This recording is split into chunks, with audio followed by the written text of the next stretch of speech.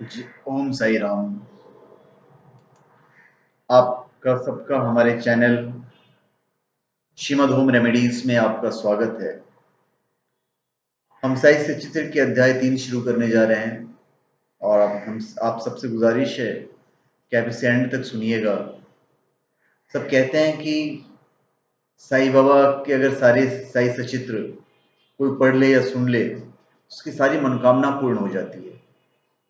मैं आपको अध्याय 3 बताने वाला हूँ, जिसमें साईं बाबा की सुकीर्ति, आज्ञा और प्रतिज्ञा, भक्तों को कार्य समर्पण, बाबा की लीलाएं, ज्योति स्तंभ स्वरूप, मातृ प्रेम, रोहिल्ला की कथा और उनके मधुर उपदेश हैं। पहली बात तो हम आपको बताने जा रहे हैं श्री साईं बाबा की स्वीकृति और वचन देना। मैं आपको 2 अध्याय पहले भी बता चुका हूँ सारी चीजें, और वापस कि साईं बाबा जो कहते हैं या उन्होंने जो कहा है, उन्होंने सारी चीजें पूरी की है। बाबा ने सचरित्र लिखने की अनुमति देते हुए कहा कि सचरित्र लिखने के लिए उनकी पूरी अनुमति थी हेमाड पंत को, और उन्होंने कहा था कि तुम अपना मन स्थिर कर मेरे वचनों में श्रद्धा रखो और निर्भय होकर कर्तव्य का पालन करते रहो। यदि मेरी लीलाएं लिखी गई तो अविद्या का नाश होगा, और ध्यान और भक्ति पूर्वक श्रवण करने से दैहिक बुद्धि नष्ट होकर भक्ति और प्रेम की तीव्र लहर प्रवाहित होगी, और जो इन लीलाओं की अधिक गहराई तक खोज करेगा उसे ज्ञान रूपी अमूल्य रत्न की प्राप्ति हो जाएगी। उनकी हर लीला एक में एक ज्ञान था, एक संदेश छुपा हुआ था। उनके इन्हीं वचनों को सुनकर हेमाड पंत को अति हर्ष हुआ था और निर्भय हो गए। उन्हें दृढ़ विश्वास हो गया था कि अब कार्य अवश्य सफल होगा जो साई सचित्र लिखने जा रहे थे। बाबा ने श्यामा की ओर दृष्टिपात करके कहा था कि जो प्रेम पूर्वक मेरा नाम स्मरण करेगा, मैं उसकी समस्त इच्छाएं पूर्ण कर दूंगा। उसकी भक्ति में उत्तरोत्तर वृद्धि होगी। जो मेरे चरित्र और कृत्यों का श्रद्धापूर्वक गायन करेगा, उसकी मैं हर प्रकार से सदैव सहायता करूंगा। जो भक्तगण हृदय और प्राणों से मुझे चाहते हैं, उन्हें मेरी कथाएं श्रवण कर स्वभावतः प्रसन्नता होगी। विश्वास रखो कि जो कोई मेरी लीलाओं का कीर्तन करेगा, उसे परमानंद और चिर संतोष की उपलब्धि हो जाएगी।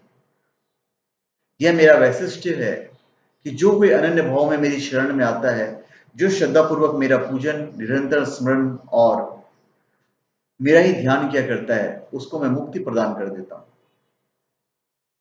जो नित्य प्रति मेरा नाम स्मरण और पूजा करे, मेरी कथाओं और लीलाओं का प्रेम पूर्वक मनन करते हैं, ऐसे भक्तों में सांसारिक वासनाएं और अज्ञान रूपी प्रवृत्तियां कैसे ठहर सकती है।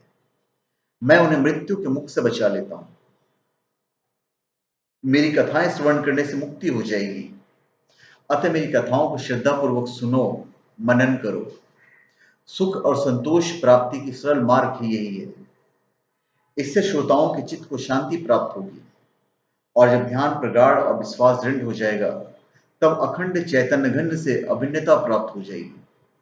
केवल साईं साईं के उच्चारण मात्र से ही उनके समस्त पाप नष्ट हो जाएंगे। भिन्न भिन्न कार्यों की भक्तों को उन्होंने प्रेरणा दी है। भगवान अपने किसी भक्त को मंदिर मठ, किसी को नदी के तीर पर घाट बनवाने, किसी को तीर्थ पर्यटन करने और किसी को भगवत कीर्तन करने एवं भिन्न भिन्न कार्य करने की प्रेरणा देते हैं। परंतु उन्होंने मुझे साई सचित्र लिखने की प्रेरणा दी। हेमाड पंत ने एक जगह लिखा है, किसी भी विद्या का पूर्ण ज्ञान न होने के कारण एक्चुअली में वो इस कार्य के लिए सर्वथा अयोग्य थे, ऐसा उनका मानना था। अतः उन्होंने दुष्कर कार्य का दुस्साहस क्यों किया? क्योंकि साईं बाबा का आशीर्वाद उन्हें उनके ऊपर आ गया था। साईं बाबा ने कहा कि मैं खुद ही लिखूंगा। श्री साईं महाराज की यथार्थ जीवनी का वर्णन की सामर्थ्य किसमें है, जब तक उनका आशीर्वाद नहीं होगा। उनकी कृपा मात्र से ही यह कार्य संभव हुआ है जो साई सचित्र उन्होंने लिखा है। इसलिए जब उन्होंने लेखन प्रारंभ किया, तो सबसे पहले बाबा ने उनके अहंकार को नष्ट कर दिया और स्वयं उन्होंने अपना चरित्र रचाया। अतः इस चरित्र का श्रेय एक्चुअली में साईं बाबा को ही जाता है, उन्हें नहीं, ऐसा उनका मानना है। जन्मतः ब्राह्मण होते हुए भी हेमाड पंत दिव्य चक्षु विहीन थे।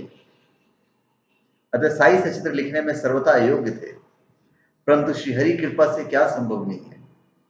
मुख भी वाचाल हो जाता है और पंगु भी गिरिवर चढ़ जाता है।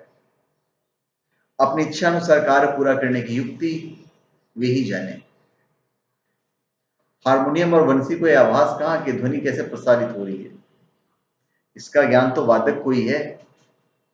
चंद्रकांत मणि की उत्पत्ति और ज्वार भाटे का रहस्य मणि अथवा उद्धति नहीं, वनशशी कलाओं के घटने वर्णने में ही नहीं थे।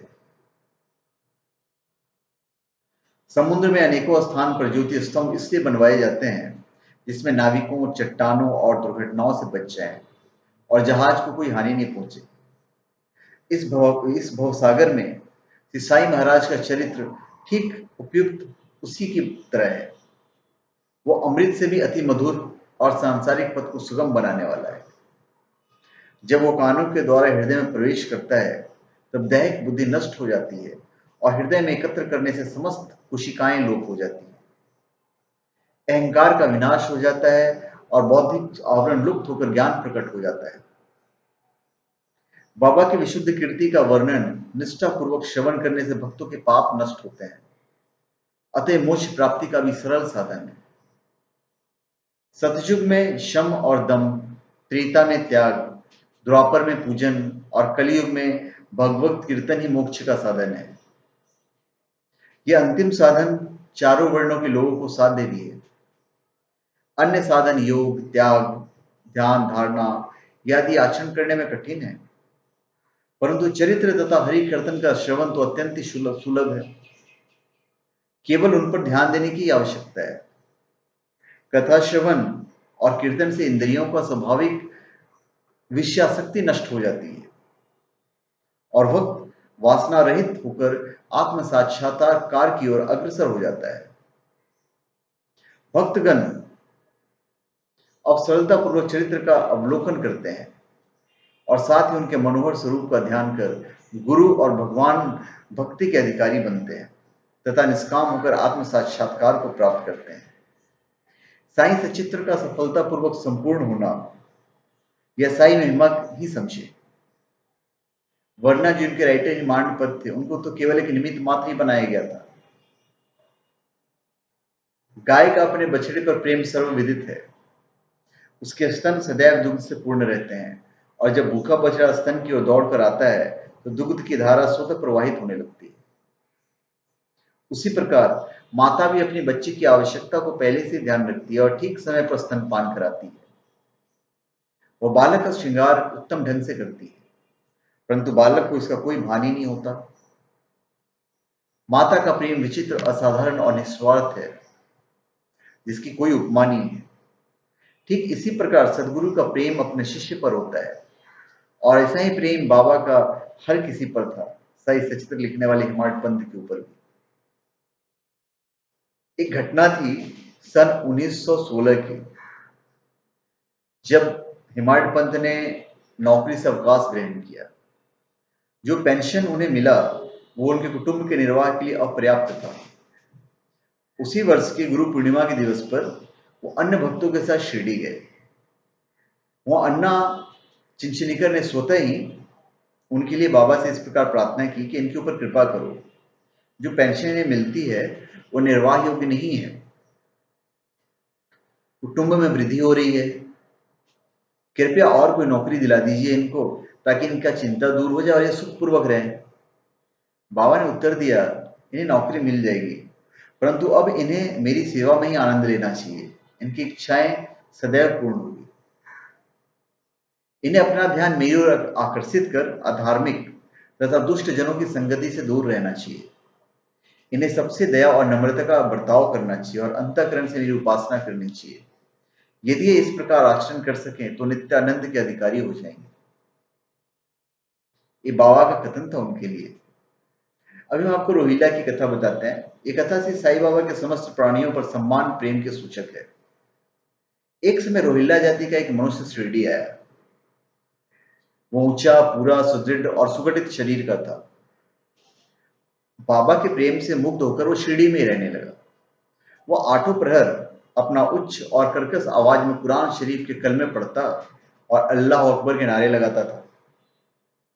शिरडी के अधिकांश लोग खेतों में दिन भर काम करने के पश्चात जब रात्रि में घर लौटते तो रोहिला की कर्कश पुकारें उनका स्वागत करती थी। इस कारण उन्हें रात्रि में विश्राम नहीं मिलता था, जिससे वे अधिक कष्ट और असुविधा का अनुभव करने लगे। कई दिनों तक तो वो मौन रहे, परंतु जब कष्ट असहनीय हो गया तब उन्होंने बाबा के समीप जाकर रोहिल्ला को मना कर इस उत्पात को रोकने की प्रार्थना की। बाबा ने उन लोगों की इस प्रार्थना पर ध्यान न दिया। इसके विपरीत गांव वालों को आड़ो हाथों लेते हुए कहा कि वो अपने कार्य पर ही ध्यान दे और रोहिल्ला की ओर ध्यान न दे। बाबा ने उनसे कहा कि रोहिल्ला की पत्नी बुरे स्वभाव की है और रोहिल्ला को तथा मुझे अधिक कष्ट पहुंचाती है, परंतु वह उसके कलमों के समक्ष उपस्थित होने का साहस करने में असमर्थ है और इसी कारण वो शांति और सुख में है। यथार्थ में रोहिल्ला की कोई पत्नी नहीं थी। बाबा का संकेत केवल कुविचारों की ओर था। अन्य विषयों की अपेक्षा बाबा प्रार्थना और ईश आराधना को महत्व देते थे। अतः उन्हें रोहिल्ला के पक्ष का समर्थन कर ग्रामवासियों को शांतिपूर्ण थोड़े समय तक उत्पाद जो कर रहा था उसको सहन करने का परामर्श दिया। एक दिन दोपहर की आरती के पश्चात भक्तगण अपने घरों को लौट रहे थे, तब बाबा ने बहुत सुंदर उपदेश दिया। तुम चाहे कहीं भी रहो, जो इच्छा हो सो करो, परंतु यह सदैव स्मरण रखो कि जो कुछ तुम करते हो वो सब मुझे ज्ञात है। मैं ही समस्त प्राणियों का प्रभु और घट घट में व्याप्त हूं। मेरे ही उदर में समस्त जड़ और चेतन प्राणी समाये हुए हैं। मैं ही समस्त ब्रह्मांड का नियंत्रण करता और संचालक हूं। मैं ही उत्पत्ति, स्थिति और संहार करता हूं। मेरी भक्ति करने वाले को कोई हानि नहीं पहुंचा सकता। मेरे ध्यान की अपेक्षा करने वाले माया का पास में फंस जाता है। समस्त जंतु, चींटियां तथा दृश्यमान, परिवर्तनमान और स्थायी विश्व मेरे ही स्वरूप हैं। इस सुंदर तथा अमूल्य उपदेश को श्रवण कर उपस्थित जितने लोग थे सबने यह दृढ़ निश्चय कर लिया कि अब भविष्य में अपने गुरु के अतिरिक्त किसी अन्य मानव की सेवा नहीं करेंगे। बाबा ने कहा था हिमालय पंथ से तुझे नौकरी मिल जाएगी। बाबा के इन वचनों का विचार हिमालय पंथ जो इसके राइटर थे उनके मस्तिष्क में बार बार चक्कर काटने लगा था और उन्हें विचार आने लगा क्या सचमुच ऐसा घटित होगा। भविष्य की घटनाओं से स्पष्ट है कि बाबा के वचन सत्य निकले और उन्हें अल्पकाल के लिए नौकरी मिल गई। उसके पश्चात वो स्वतंत्र होकर एक चित्त से जीवन पर्यंत बाबा की ही सेवा करते रहे। इस अध्याय को जब उन्होंने समाप्त किया तो उन्होंने पाठक से एक विनम्र निवेदन किया कि वे समस्त बाधाएं जैसे आलस, निद्रा, मन की चंचलता व इंद्रिय आसक्ति दूर कर और एक चित्त हो अपने ध्यान बाबा की लीलाओं की ओर दें और स्वाभाविक प्रेम निर्माण कर भक्ति रहस्य को जाने और अन्य साधनाओं में व्यर्थ श्रमित न हो। उन्हें केवल एक ही सुगम उपाय का पालन करना चाहिए और वह है शिष्टाई लीलाओं का श्रवण। इससे उनका ज्ञान नष्ट होकर मोक्ष का द्वार खुल जाएगा। जिस प्रकार अनेक स्थानों से में भ्रमण करते हुए भी लोभी पुरुष अपने गड़े हुए धन के लिए सतत चिंतित रहता है, उसी प्रकार श्री साई को अपने हृदय में धारण करो। अगले अध्याय में आपको बताऊंगा श्री साई बाबा के शिरडी आगमन का वर्णन। धन्यवाद। आप हमारे चैनल को सब्सक्राइब करें और हमने अपना तीसरा अध्याय खत्म किया। धन्यवाद।